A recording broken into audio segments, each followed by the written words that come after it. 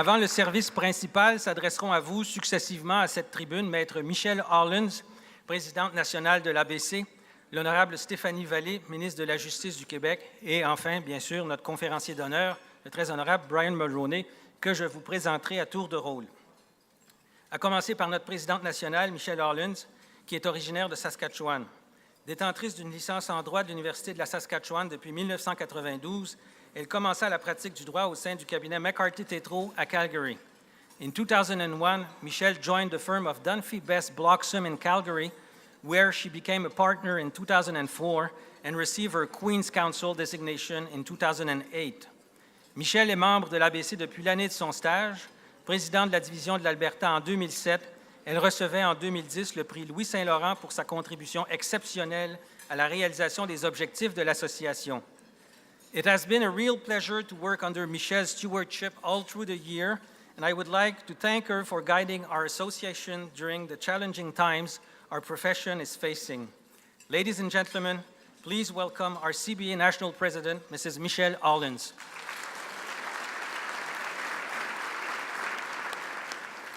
Merci Antoine. Bonjour, je vous remercie de votre invitation. C'est avec plaisir que je suis ici parmi vous. Je suis toujours bien ravie de me retrouver à Montréal et de profiter de l'hospitalité de votre division. Now, normally I would have jumped on the opportunity to deliver all my remarks in French, and I can sense your disappointment.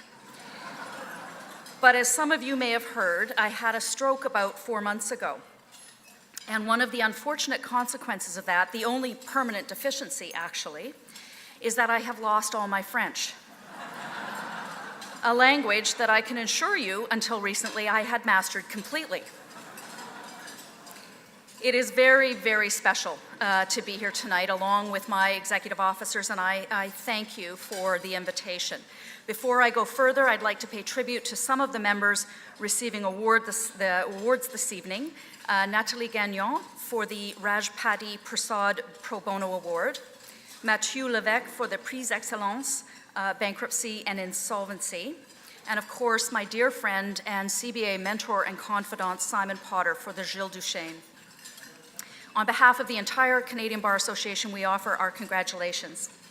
I also want to acknowledge the work of the Quebec branch this year. There is a lot of excitement around the upcoming conference on the Code of Civil Procedure, as well as the one in honor of retired Supreme Court Justice Louis Lebel. I was also pleased to learn about the Women's Forum organizing next week's conference to draw attention to Le Fait A, an initiative launched by Montreal businesswoman Isabelle Houdon, aimed at increasing the presence of women in Quebec boardrooms. McCarthy-Tétrault's managing partner, Kim Thomasin, whom we are proud to call a member of the CBA, will join Madame Houdon to discuss the project. Now, this is certainly an issue that is very dear to my heart, and I'm thrilled to see that the CBA is working to support this cause. Last year, our National Council passed a resolution urging Ottawa and all provinces to require listed companies to adopt a comply or explain policy similar to what the Ontario Securities Commission has done, requiring listed companies to publicly disclose their policies and the levels of diversity on their boards. Now, when I talk about achieving gender parity, and I talk about it a fair bit, I often get pushback on the ideas of setting targets for these kind of things. And what I most often hear is, we need to deal with these things on merit. And my view is that achieving gender parity is not done at the expense of sacrificing merit. Those are not mutually exclusive concepts, and we need to stop treating them as though they were. There are multitudes of qualified women for every leadership position. Those women may need finding, they may need coaxing or training or mentoring, they may need permission to be ambitious, but they are there. And I think it's important to remember that these initiatives around gender parity and diversity also make economic sense, especially when you consider the studied and proven positive effects of diversity on the organizational health and financial performance of companies. So why would we not want this? Not just for our companies, but for governments, for courts, for all our private and public institutions. We should and we do. Now, the Quebec branch deserves huge kudos for putting on an amazing evening. This is really, really impressive. We are all looking forward to hearing the Right Honourable Brian Mulroney's remarks on the future of Quebec and Canada.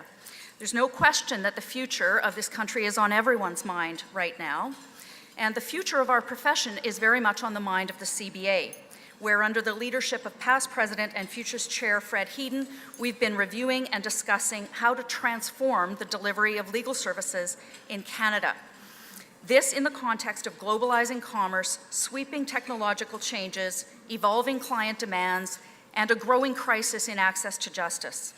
Perhaps we will glean tonight some insight from our former Prime Minister, who surely will have some comments relating to the political arena, but is also no stranger to the legal profession and the global business environment.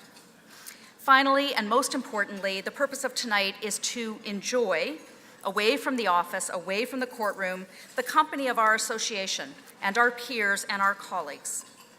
J'aimerais conclure et disons un grand merci à votre président, Antoine Leduc, et à votre directrice exécutive Claude Baudouin et toute son équipe. Vous avez accompli un travail remarquable cette dernière année. Bravo et merci.